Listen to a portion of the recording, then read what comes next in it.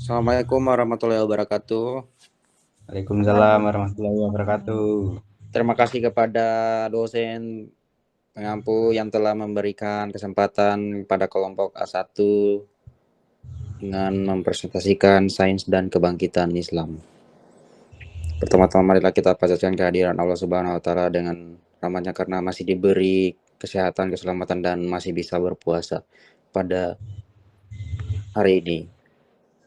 Baik, langsung saja saya serahkan ke presentasi selanjutnya kepada teman saya. Dipersilakan. Oke, terima kasih Mas Ekal. Jadi di sini saya perwakilan bersama rekan-rekan saya nanti yang akan presentasi Bang Halim, Rehan atau siapapun. Di sini kami membahas soal sains dan kebangkitan Islam. Next.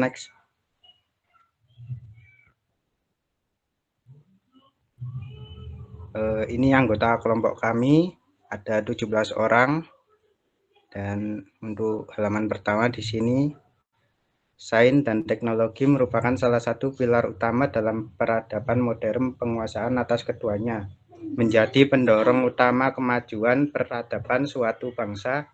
Al-Quran secara futuristik sudah menegaskan bahwa Allah akan mengangkat derajat kaum yang berilmu, sebagaimana juga Dia mengangkat derajat orang-orang yang beriman. Al-Quran Surat Al-Mujadalah. Nah, umat Islam memiliki potensi keduanya, iman dan ilmu, untuk mewujudkan amal saleh dalam peradaban maju. Kebangkitan Islam dimaknai bahwa nilai-nilai Islam sejalan dengan modernitas, demokrasi, masyarakat sipil, ekonomi pasar, globalisasi, dan kelas menengah. Hal ini merupakan antitesis terhadap asumsi Barat yang selama ini memandang masyarakat Muslim sebagai masyarakat yang kolot dan terbelakang.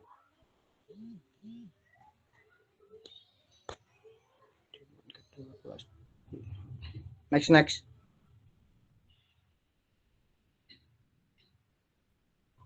Pada abad ke-11, Imam Al-Ghazali mengintroduksi dikotomi antara ilmu agama, ulum al-din, dan ilmu keduniaan, ulum al-dunia. Mempelajari ilmu agama bersifat fardu ain, wajib bagi setiap muslim, sementara menuntut ilmu keduniaan hukumnya fardu kifayah, kewajiban yang hanya dilakukan sebagian muslim saja.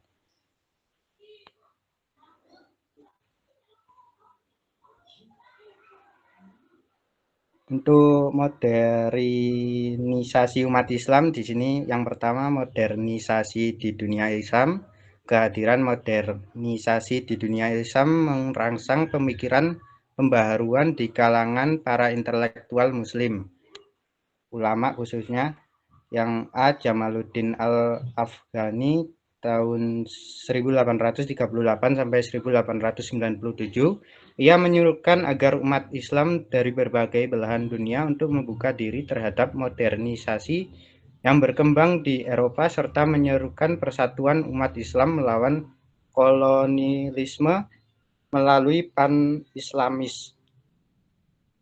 B. Muhammad Abduh pada tahun 1849 sampai 1905, ia menekankan bahwa modernisasi merupakan keniscayaan sejahtera umat Islam, tak perlu mengelakkan dari keniscayaan. Hal ini yang perlu dilakukan hanyalah merevitalisasi ajaran Islam yang memberikan hak akal, sehingga umat Islam bisa menggunakan untuk beristijad menghadapi dunia modern.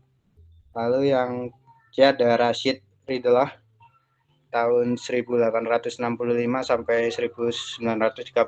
Ia berpendapat bahwa ini dapat diatasi dengan kembali ke prinsip-prinsip dasar Islam yang menekankan akal dan ilmu, serta mengoptimalkan potensinya melalui ijtihad dalam menghadapi realitas modern.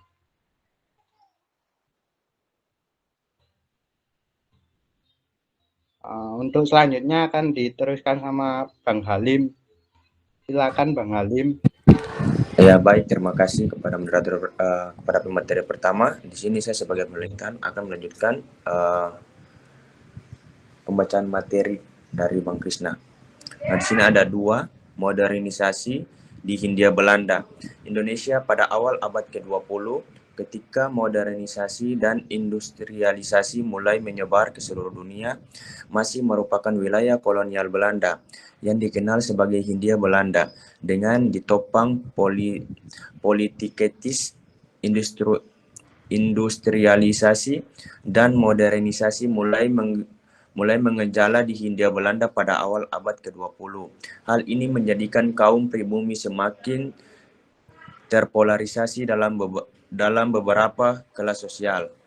Sebagian besar tetap bertahan di pedesaan basis pertaniannya.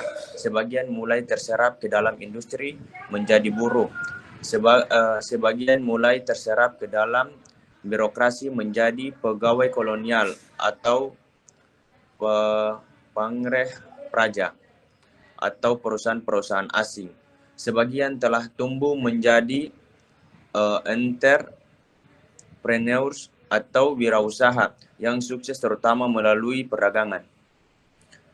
Next. 3. Modernisasi dan perempuan di Hindia Belanda. 1. Gerakan perempuan, pertumbuhan organisasi-organisasi perempuan mendorong mereka menjadi gerakan perempuan dengan tuntunan yang jelas, kesetaraan antara laki-laki dan perempuan dalam banyak hal. Mereka mengkritik praktik-praktik patriarkis yang memarginalkan perempuan, buta huruf, ketidakberdayaan perempuan, poligami, perjodohan, women trafficking, kematian ibu dan anak. 2. Mempengaruhi kebijakan kampanye tentang hak-hak perempuan yang dilakukan oleh organisasi-organisasi perempuan. Itu berhasil mempengaruhi kebijakan kolonial dengan dibukanya Allgemeine Mittelschule School atau AMS untuk perempuan pada tahun 1919. 3. Kongres Perempuan. Gerakan perempuan itu semakin terkonsolidasi dengan baik melalui Kongres Perempuan Indonesia yang pertama kali diselenggarakan pada tahun 1928 di Yogyakarta. Kongres tersebut menghasilkan poin-poin penting isu perjuangan perempuan di Indonesia. Pemberantasan buta huruf, kesetaraan hak dalam memperoleh pendidikan, hak-hak perempuan dalam perkawinan, pelanggaran perkawinan anak, dan upaya kesejahteraan sosial melalui perbaikan gizi dan kesehatan bagi ibu dan balita. 4. Kesadaran lintas batas. Kesadaran lintas batas ini sangat berpengaruh bagi tumbuhnya kesadaran bersama tentang perlunya sebuah space baru yang bebas dari despotisme kolonial Indonesia merdeka.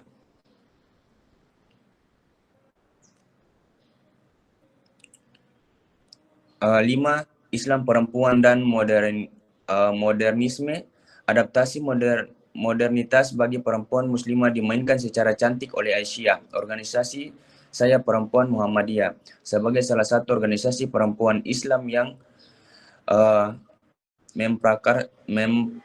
memprakarsai Kongres Perempuan Indonesia. Aisyah menunjukkan bahwa Islam sangat kompatibel dengan modernisme, termasuk dalam memajukan kaum perempuan. Baik, sekian dari presentasi kelas A1. Saya kembalikan kepada moderator. Baik, terima kasih kepada rekan-rekan saya dari A1, Bang Krisna sama Bang Halim. Mungkin itu dia presentasi dari kelompok Sami A1. Terima kasih juga kepada rekan-rekan A1 yang lain telah membuat PPT. Baik, terima kasih. Assalamualaikum warahmatullahi wabarakatuh.